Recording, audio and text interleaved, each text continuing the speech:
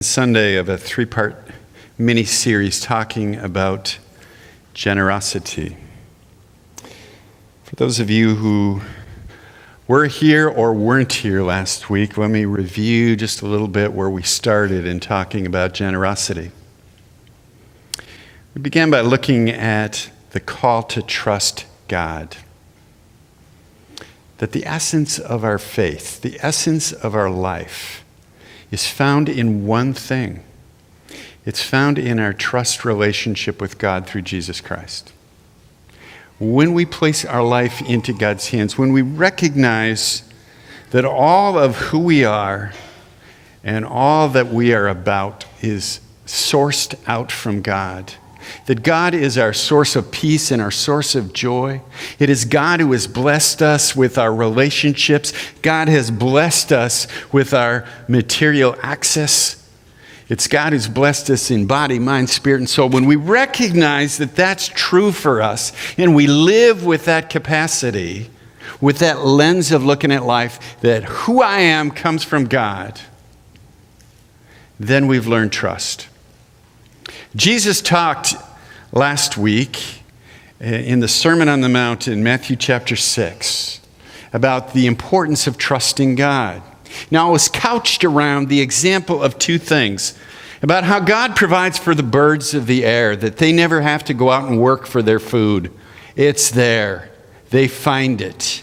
They wake up in the morning, they find the worm, they go out and they find the seed, they fill their stomachs full.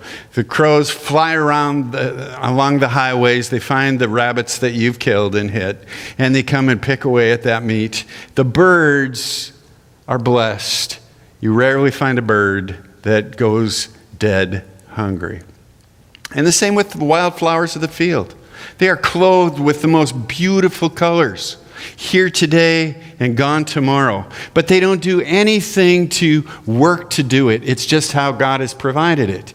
So Jesus said, then why do you worry about what you eat, what you drink, or what you wear? Don't worry.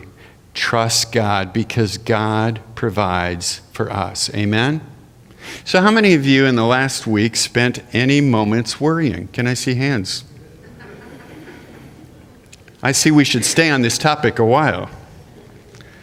Because you see, in the strangest ways, worry creeps in and it becomes a choice for us. I find usually when, in the middle of the night, when I make some trips to another room in the house, and then I crawl back into bed, this is when these thoughts creep into my mind about stuff that I can't control. And because I can't control it, therefore, maybe I should worry about it. But you see, trust says, I'm not in control anyway. I didn't create myself. I just happened to be the fastest sperm that made it to my mother's egg, and here I am. One in a gazillion. And the same with you. And I was born in this generation, into the family I was born, into this country. And there's nothing about my life that is more special than the life of somebody living in poverty in a place like Afghanistan. Isn't that right? I'm no more special than anybody else. But I was born into the family I was born into. I had people that nurtured me and surrounded me, people who helped me along the way. And I've made it into a place and a time where I find that I have been abundantly blessed. Now, the people in Afghanistan may also discover that they too have been blessed by God. Because interestingly enough, it's people who are more in poverty more than people in wealth who recognize all that they have, like the birds of the air and the flowers of the field, that all that they have has come from God. So the first point today as we think about generosity is remembering, trust God. If you want to find the joy of your life, if you want to find the true centering peace in your heart, it's found in your homing relationship with God. As we invite God into our life, as we seek to look at our life through the lens of Jesus Christ, there we will find our homing and our sense of being that we all seek. Because God loves you for who you are, not for who you will become. So we move on today to a gospel reading. Jesus tells a story in the Gospel of Mark chapter 10. It's also told in Luke. It's told in Matthew as well. It's a man who comes up and asks Jesus the question, what must I do to inherit eternal life? How can I make sure that I'm right with God? And Jesus says, well, what do you see in the commandments? And he runs through the commandments about adultery and stealing and defaming another, honoring your mother and father. And he says, I've done all these things since I was a kid. And Jesus looked at him, and I love the way it's put in Mark's gospel. It says, Jesus looked at him and loved him. His heart went out to him. And in that way, Jesus said, there's one thing you lack. Now, let me remind you that this is the only instance where Jesus speaks about wealth in this way. But Jesus does talk more about money in the Gospels than he does about prayer. Put that in your mind. And he says to him, because his heart was so filled with his love of his riches, he said, go and sell everything that you have and give it to the poor, and then come and follow me, and you will have eternal life. And the man went away grieving because he was very wealthy. Now, it doesn't say that his heart didn't turn. I think for most of us, if we were instructed to sell everything we have and give it to the poor, we may go home and want to ponder that a moment. We may not just have an emotional response and say, all right, here it all is, you know? And then he goes on to teach about the kingdom of God and said how hard it is for the rich to inherit the kingdom of God, the presence of God. Why is this? I think there's three important things that we need to look at today.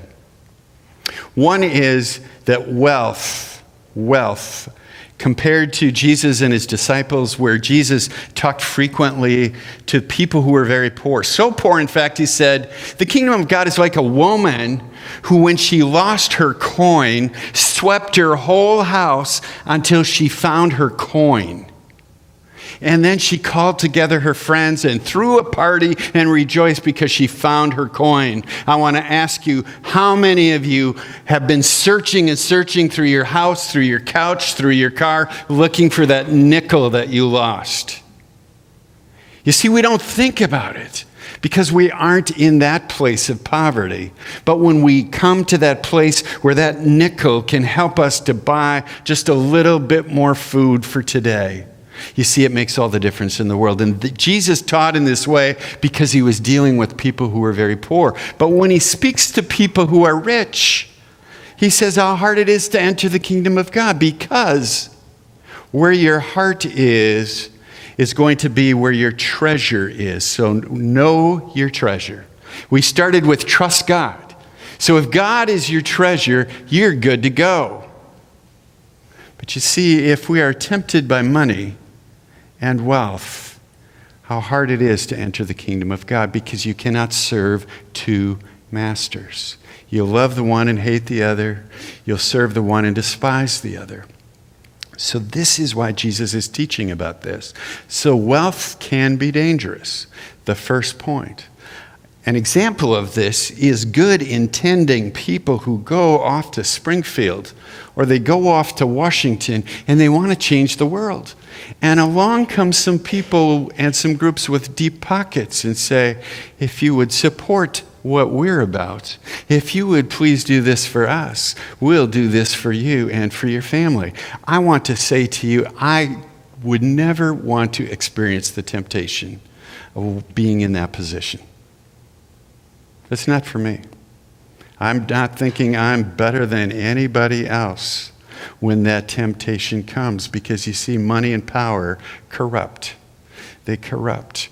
And well-intending people find themselves in a pinch, if you will. So wealth can be dangerous. But also for some in our midst for whom you say, but Pastor, I'm not wealthy. I'm struggling. I want to say to you that one of the most important things we need to do is to learn how to manage our money. I don't know about you, but I didn't grow up in a family where I was taught how to manage my money. I grew up on a family farm, and the markets would go like this. One year it would be very poor, and we'd be struggling, and we'd wear hand-me-downs, or my aunt would add on to my pants from last year just so that they would stretch into a whole new year and patch up the things that were holy. And then all of a sudden, it was like we won the lottery. It was like living in Las Vegas, being the son of a farmer. My dad said to me, unless you absolutely love this, I don't want you to do it. It's too risky.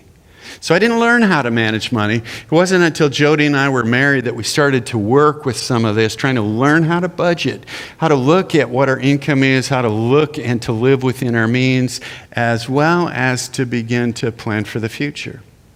And if you find yourself in need of that kind of instruction, see Pastor Joanna and Financial Peace University, because this is a teaching that's there to teach budgeting, to teach how to make financial decisions, to find your way into the future, to live within your means, and to find your way out of the hole, the credit card debt, and all the other mess that we find ourselves into. So I think this is part of the aspect of this conversation. Yes, trust God, but let us manage well what God has given to us. Amen? So if you need that, seek it out. Don't wait for it. Because you see, we're able to begin to grab a hold of and manage wisely that which God has given us. Secondly, for those of us who have means, it's coming back to trust God, recognize all that we have has come from God, celebrate that, but God calls us to live generously. You see, too much, Jesus says, to those who much has been given, much is expected. Okay? To those of us to whom much is given, much is expected, so that we might be able to provide for those through our generosity, through organizations like Pink Heels, for those of you who are able to give blood through the blood mobiles, for those of you who have talents to help neighbors, use your talents in that way, but financially speaking, seek to invest in those things that bless others in our community. I'm not talking about creating dependence. We don't want to create people who are dependent upon us, but rather we want to invest into organizations and into people that are making differences for the lives of others, to help people come up from down below. It's really not true anymore that we can pull ourselves up by our bootstraps. Yes, we must work and do our best, but sometimes we're not in that place. We don't have access. Not all of us have equal access to people who create doors and opportunities for us. So we need as a community to help each other in that way. But our generosity, you see, for ourselves, what's in it for me? What's the benefit for me to be generous? My greatest joy, my greatest peace is when I give beyond my family. When I give to people beyond my family, because everybody gives and provides for their family. That's just a natural thing. But you see, when we give to people beyond ourselves, there we find the greatest joy of being able to impact the lives of others. And there'd be nothing greater that we could see is when people who have various kinds of needs find the opportunities for jobs that are helpful, creating opportunities and support for people dealing with disease and different kinds of illness.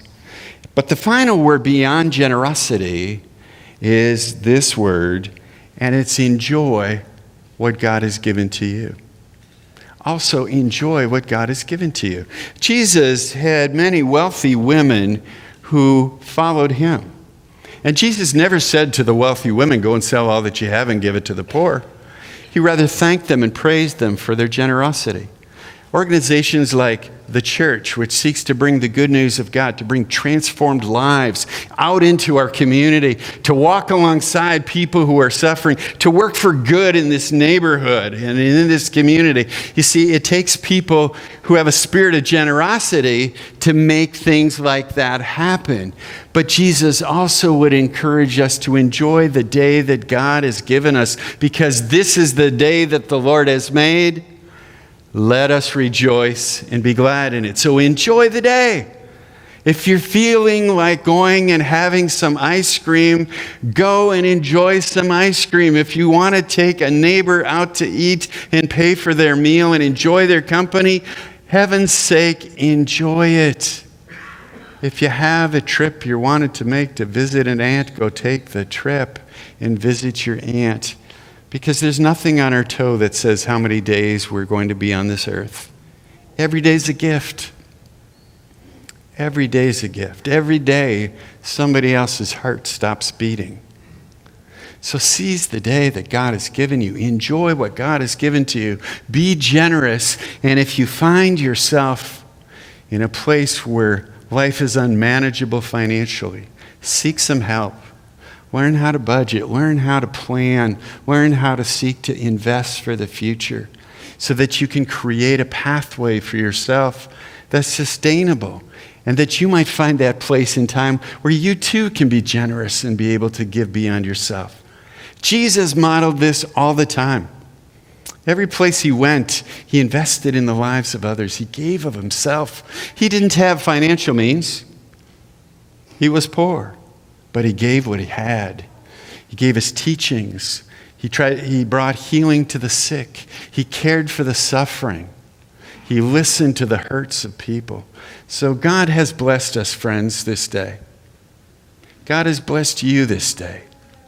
Thank God for the blessings God has given to you. Look around at the faces of the people that you love. Look around at the faces of the people here at this worship service. And know that we're called to trust God and to live in a generous way. And together we can make a significant difference in this community. I believe that. This is our calling. This is our work.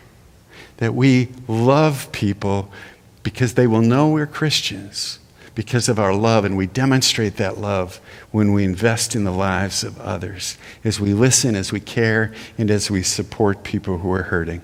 I thank God for Pink Heels, who are a prime example of this kind of generosity. They give huge amounts of time. Investing in people that they don't know. They get a name of somebody they've never met. And they go and they plan and they come and they bring joy, prayers, love, and some financial assistance. And it makes all the difference in the world. We can do that too, people. So thanks be to God that you're here today. God has blessed us. Enjoy the day. Be generous, and may God provide the way out of our financial insecurity into a place where we can indeed be a blessing to others through Christ our Lord. Amen.